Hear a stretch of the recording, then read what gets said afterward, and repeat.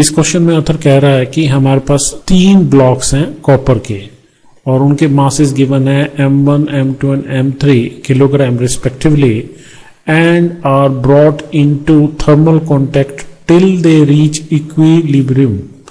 Before contact they were at temperatures, these 3 are their temperatures, T1 is greater than T2 greater than T3, and here we also have to assume that there is no heat loss to the surroundings and let the equilibrium temperature T, that is final temperature reached, and S is the specific heat of the copper.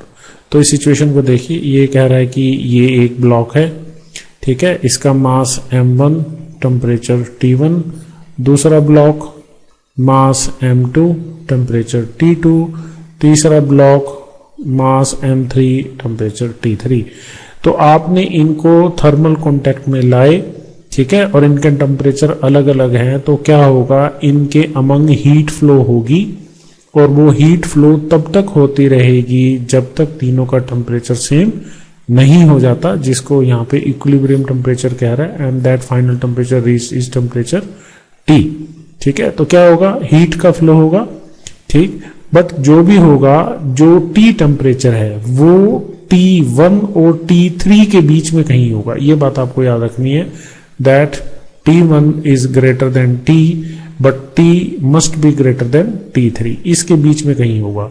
तो ये भी हो सकता है कि जो T है वो T2 से बड़ा हो, ये भी हो सकता है कि जो T है वो T2 से छोटा हो. ठीक है, तो हम उसको यहां पे करके देखते हैं. तो हमें यहां पे निकालना क्या है, इस T को इवेल्युएट करना है. तो मान लेते हैं, एक सिचुएशन मानते हैं कि जो T है वो T2 से बड़ा है, तो उस सिचुएशन में आप क्या लिखेंगे, m1 s T1 minus T, that is the amount of heat lost by this first block, and the heat gained by the rest of the 2 blocks is m2 s T minus T2 plus m3 into s T minus T3. किस situation में, जब T T2 से बड़ा है. तो s तो cut गया सभी में से, ठीक है. तो अब यहां पे क्या लिख सकते हैं, m1 T1 और यहां से m2 T2 T2 और यहां से m3 T3 और यहां पे आपके पास क्या बचा, m2 T m3 T और इस m1 T को इधर लाएं तो आपके पास आएगा m1 plus m2 plus m3 into T. तो आप T यहां से निकाल सकते हैं, and that will be m1 T1 m2 T2 m3 T3 divided by m1 plus m2 plus m3.